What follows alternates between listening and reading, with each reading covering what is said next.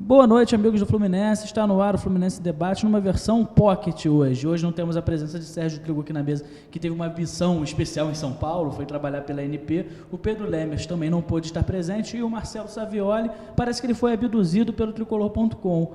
Na ausência dos nossos três comentaristas fixos, quem vem é o estagiário. Então, Rodrigo Menescal, muito boa noite, obrigado pela sua presença. Tá feliz depois da vitória contra o Curitiba, Rodrigo? Você pode ver o sorriso no meu rosto, eu tô feliz pra caramba. Boa noite, galera, boa noite, Marcelo. Isso aí, meu destaque inicial vai pro Cavalieri. Eu nem pedi o destaque inicial, mas então vai lá, teu destaque inicial, por favor. Eu já largo tudo de uma vez, amigo. O cara chega aqui e já resolve tudo. Mas defesaça do Cavalieri aos 44 do primeiro tempo. Esse Curitiba faz o gol ali aquela hora e ia complicar. Eu não sei se foi o que mais me chamou a atenção ali, se foi a defesa do Cavalieri ou se foi o chute em cima da linha do Fred. Foi um lance muito interessante. Foi uma bela vitória do Fluminense, né? Porque jogar contra o Curitiba fora de casa no Couto Pereira, se eu não me engano, nesse ano o Curitiba só tinha perdido 2 partidas nesse ano atuando no Couto Pereira. Eu estava meio temeroso depois dos dois tropeços que o Fluminense teve, né? Foi o primeiro contra o Atlético, o último, né, na verdade, contra o Atlético Mineiro. O anterior tinha empatado contra quem mesmo? Contra o... falhou a memória aqui, mas o anterior tinha empatado também. Então é aquilo, o Fluminense tinha perdido para o Grêmio, empatou com o Atlético Mineiro e tinha perdido para o Grêmio. Exatamente. Ou seja, tinham sido 2 tropeços em sequência e veio para esse jogo contra o Curitiba no Couto Pereira, um jogo complicado. Mas não foi bem um tropeço contra o Atlético Mineiro, foi um Dentro empate de casa, interessante. Né? Dentro de casa acaba sendo um tropeço. Mas conseguir negativar aquela área ofensiva ali do Atlético Não, defensivamente o Fluminense realmente funcionou, mas foi aquela situação. Dentro de casa a gente vai imaginar que o time vai ganhar. A obrigação era do Fluminense de ganhar. Sim, e acabou empatando. Claro. Mas, e aí chegou contra o Curitiba em Couto Pereira e conseguiu ganhar praticando um bom futebol, né? Tava muita discussão. O Fluminense joga bem? Será que esse time do Fluminense joga bem? Joga mal? Não. Contra o Curitiba ontem, pelo menos na minha percepção, foi um bom futebol. Você também achou um bom futebol? Foi um bom futebol, foi um jogo interessante de ambas as equipes. Foi lá e cá. Enfim, foi isso. São 5 vitórias já do Fluminense fora de casa no Campeonato Brasileiro, o que é um número que chama muita atenção, ainda mais porque eu não vejo, Rodrigo, por exemplo, em Vasco e em Atlético Mineiro, o mesmo elenco do Fluminense, que o Fluminense tem, para estar mantendo uma regularidade no campeonato. Ou seja, eu acho que o Fluminense está caminhando a passos largos para, se João de Deus quiser, chegar ao título. Por você também pensa assim? Era isso que a gente estava falando ontem, assistindo o jogo. O Atlético Mineiro e o Vasco não têm elenco para manter uma regularidade. O Fluminense tem. E aí quando a gente vai tocar no elenco, antes até de falar um pouquinho mais sobre o jogo, a gente começa a ficar preocupado, porque o Deco sentiu ontem, machucou a lesão de grau 1, né? Grau 1, pelo que eu soube, foi grau 1, 40 dias fora. Pro Deco, grau 1 é um pouco mais sério do que qualquer outro, né? Infelizmente, o Deco é aquilo. Ele sempre teve, desde que chegou ao Fluminense, tinha um histórico de lesão. Parecia que ele tinha se livrado desse ano, mas aí ele sentiu agora e já deixa a gente com medo. Mas o Wagner, será que ele vai suprir a altura? Esperamos que sim, pelo amor de Deus. Mas pelo que você tem visto do Wagner, jogando com o Thiago Neves do lado, você acha que pode dar liga ali e resolver? Acho que sai alguma coisa interessante dali. O passe foi bom, aquele passe pro Fred. Foi pro Fred no segundo gol, não foi? Foi inclusive o lance do Thiago Neves, Wagner, Fred. Foi exatamente, o Thiago bela Neves jogada. Recebe, ele toca pro Wagner, o Wagner encontra o Fred na direita e aí o Fred foi o que o atacante sempre mais quer, né? Inclusive nesse lance era muito mais válido o bandeirinha marcar um impedimento do que naquele primeiro. Se você parar para ver, é uma posição assim meio que duvidosa. Nós tivemos 2 lances muito complicados e que deram margem para interpretação nesse jogo. Na minha opinião, e isso aí a gente debateu bastante, a bola bateu no ombro do Wellington Ney. Você quer mesmo voltar nessa discussão, cara? Porque a gente ficou ontem numa discussão homérica. Porque, para mim, a bola ela é escorada pelo ombro do Wellington Ney. Tudo bem que bate um pouquinho no braço, mas foi no ombro. Mas é admissível você considerar que a jogada foi legal. Agora, o impedimento do segundo tempo, para mim, não teve, não. Não estou falando que não teve, mas ali era muito aceitável, muito mais aceitável o bandeirinha assinalar um impedimento do que naquele outro lance. Eu tô falando do outro impedimento que foi marcado. O que foi marcado, realmente, não tinha nada, aquilo foi mais um absurdo. O Fred ia sair na cara do gol, o jogo ainda estava empatado em 0-0. Se você reparar, o zagueiro lateral do Atlético Mineiro, ele tá dançando breakdance no chão.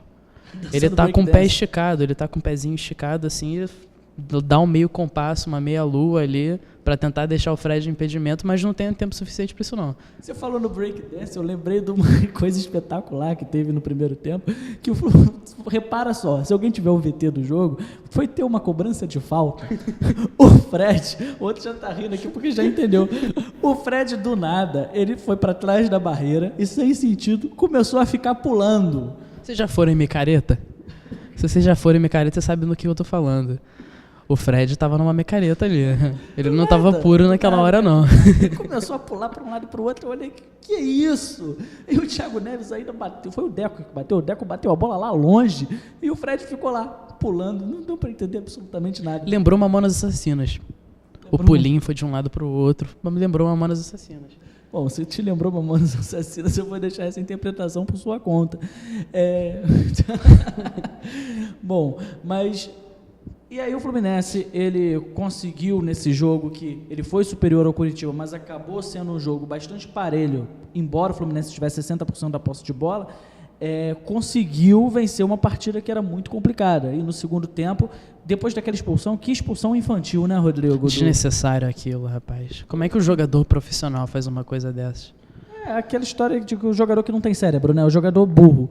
O que me irritava, por exemplo, no Mariano, que eu sempre achei um dos melhores laterais do futebol brasileiro. Mas o Mariano, ele até engrenar, eu olhava e falava, meu Deus, como pode ser tão burro? O cara é rápido, o cara tem habilidade, o cara sabe driblar, só que ele não ia à linha de fundo. Não é nem burrice, o Bruno também não vai à linha de fundo. Mas o Bruno é burro. Tá, concordo com você, mas ali eu acho que foi infantilidade, foi falta de maturidade ali, porque não tinha necessidade dele puxar a camisa naquele segundo lance. Exatamente, era um contra-ataque puxado pelo Jean. Eu nunca vi. Quando que o Jean leva perigo? Isso é incabível. Exatamente, então é aquilo. Foi bom que foi expulso, mas você achou que a expulsão influenciou diretamente para os gols do Fluminense? Claro, prejudicou o setor defensivo do Curitiba. Isso, sem dúvida nenhuma, foi um dos fatores determinantes para a vitória do Fluminense. Porque ontem a gente estava gravando o programa Debate Tricolor na Rádio Fluminense, etc. Se você ainda não ouviu, tá ali embaixo, só você procurar lá, clicar. Tá com a presença do Sérgio, com a presença da Cris, diretamente da Inglaterra. Foi um prazer te conhecer, viu, Cris? Te conhecer a longa distância, via rádio, mas foi bastante legal. E o Diogo também, que tem um blog do cinema, e a gente estava debatendo lá sobre isso, eles acham o contrário. Eles acham que acabou sendo... O Curitiba não teve tempo de se desarrumar. Foi muito rápido e que, na verdade, o Fluminense acabou fazendo gol e sairia, mesmo que o Curitiba tivesse com 11 jogadores em campo. Aquela hora do jogo, quando aconteceu a suspensão, não, a expulsão, né? Tava um jogo muito mais equilibrado do que foi depois. Era até um momento melhor do Curitiba, né? Talvez tenha sido o melhor, porque foi logo depois da saída do Deco, então foi talvez o melhor momento do Curitiba no jogo, porque até então o Fluminense tinha a maior posse de bola, e embora o Cavalieri tivesse feito grandes defesas, ainda assim dava a impressão de que o Fluminense uma hora ia chegar lá e ia fazer o gol. Sim, exatamente, mas falando em Deco, como é que tá o Wellington Ney? É verdade, o Wellington Ney também saiu preocupando ontem, entrou o Marco Júnior, mas tem uma boa notícia, parece que o Rafael Sobis já vai estar à disposição para retornar agora na próxima quinta-feira. Mas ontem, de acordo com seu pai, inclusive, concorda comigo, era para o Marco Júnior começar o jogo desde o início da partida. Eu não concordo não, acho que o Wellington Ney, ele é titular disparado daquele time ali. Pela velocidade dele, pelo ímpeto, pela qualidade no drible, ele casa muito bem com o Fred. Não é à toa que o Fred está nessa excelente fase. Tudo bem que o Fred, ele vem bem, ele é ótimo, ele é excelente, mas eu lembro muito da dupla Fred e o Maicon em 2009. Quando o Fred tem alguém que complementa ele muito bem, o nível, o rendimento do Fred sobe ainda mais. De fato, o Marco Júnior não é um jogador que apoia como o Wellington Ney. Não está pronto. Eu acho que o Marco Júnior pode até chegar lá, mas para mim o Marco Júnior, sinceramente, não está pronto para estar exercendo esse papel. De toda forma, voltar ao Sobe já é um ponto positivo. Com a vitória, o Fluminense encostou, né? Porque o Flamengo não perdeu nesse final de semana, porque o Flamengo não jogou. Porque esse Flamengo e Atlético Mineiro, e fatalmente a gente já saberia o resultado. Com isso, o Atlético Mineiro ficou com um jogo a menos na competição. E com um jogo a menos na competição, o Fluminense acabou encostando. Ficou com 3 pontos de diferença. Ele estava sinalizando aqui o tempo para mim, já estou sabendo já, está faltando 2 minutos para terminar aqui. Mas o Atlético Mineiro acabou ficando com 3 pontos de diferença e o Vasco a 2. Nesse meio de semana, o Fluminense pega um São Paulo em São Januário. Eu não tenho muita boa lembrança de São Januário, para te ser sincero, não. mas eu também não tinha muita boa lembrança do Couto Pereira até 2009. Você, na sua percepção, dá pra gente chegar lá e ganhar do São Paulo, que é um time que vem numa boa fase? Lembrança de São Januário contra São Paulo, a última que eu tenho foi no começo do Campeonato Brasileiro do ano passado. Que foi horrível, né? Foi um horroroso, 3-0 no São foi Paulo. um jogo terrível de se assistir, de tudo. Foi horrível.